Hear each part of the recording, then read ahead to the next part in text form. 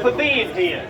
It's your support on things like this that has kept people like me, has kept our campaign strong for 39 long, hard, lonely years.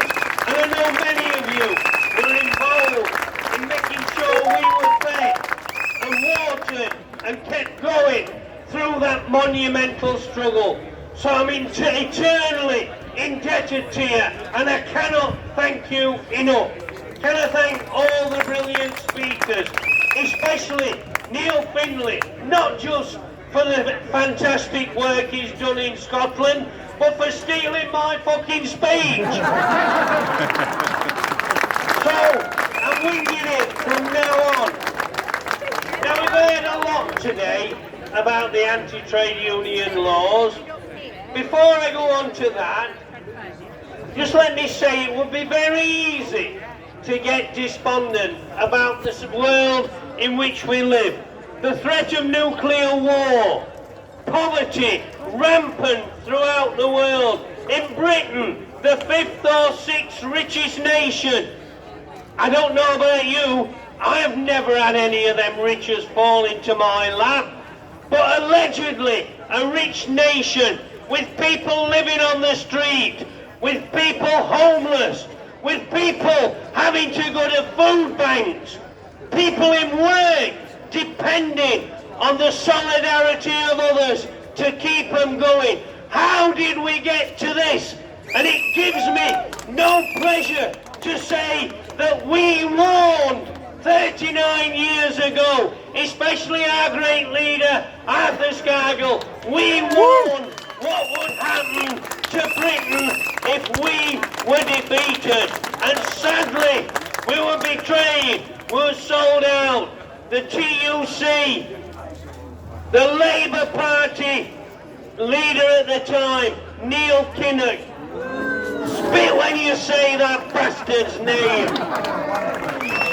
They sold us out when we, on 4 occasions, were within the grasp of victory, snatched from us.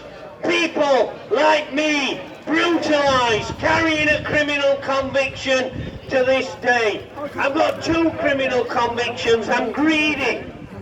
I got charged with threatening behaviour and watching and besetting. Don't ask me what that means, it's too complicated. But basically what I did was I threatened and looked at a police truncheon with the back of my bloody head, which it then proceeded to smash in.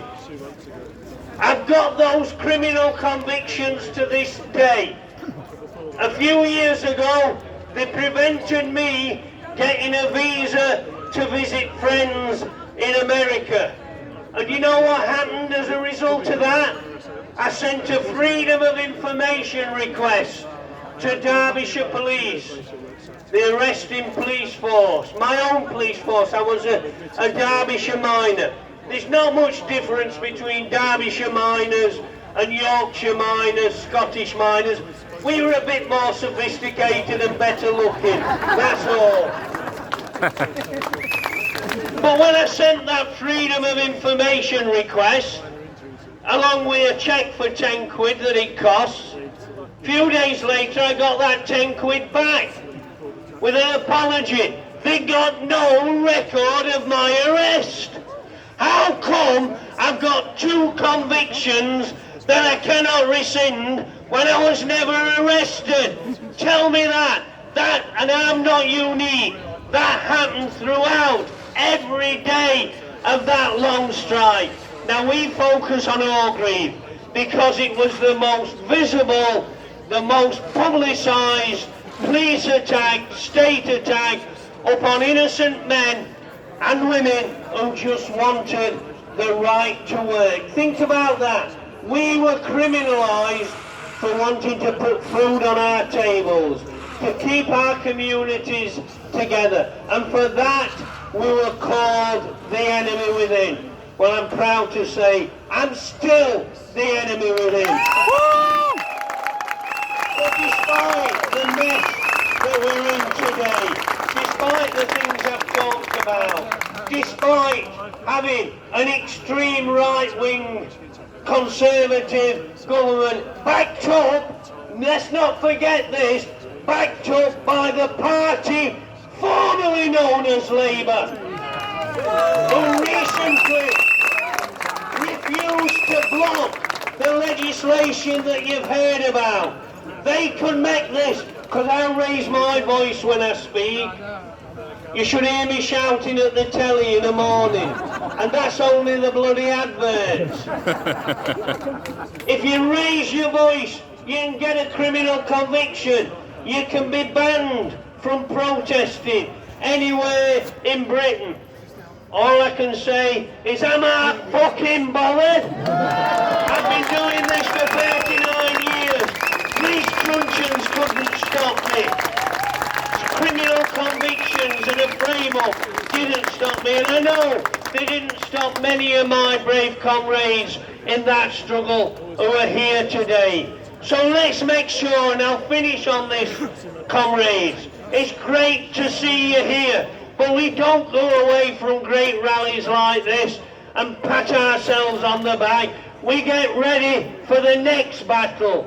We've seen various unions getting into action despite the anti-trade union laws. We're seeing people standing up to state violence and state oppression. We have to take strength from that. It's not a cause to be pessimistic and look at the floor. We should be optimistic, because they don't criminalise things like this. They don't threaten us with all the sanctions because they feel strong. They do it because they're scared of us. They're scared of the organised working class waking up and fighting back. So it's important that our struggle continues, that we get truth and justice. For me, it's important that we open the door on that state attack at Orgreave, which can then shine a light on a whole year of attacks and conspiracy against my union, the National Union of Mine Workers. And that's why they've locked these files away till 2071. They weren't satisfied with locking them away till 2066 because they heard I'd downloaded a healthy eating diet. In 2071, I'll be 119 years old. And I hope I'm still around saying, fuck you bastards, I don't care. So please, let's take strength from each other. Let's make sure that we continue to fight, not just for truth and justice, because I want revenge. I want revenge for what they did to me. I want revenge to the destruction of our industry and our communities. I want revenge for those 2 murdered pickets. I want revenge for the 200,000 people murdered in a COVID call, sent back into nursing homes in a form of ethnic cleansing of the earth. I want revenge for all those things that have happened to us. But I'll tell you, comrades, the best revenge is not just to fight, but let's abolish this rotten system that criminalises people like us, that forces people onto the street, that starves people. Let's get rid of this rotten capitalist system, and let's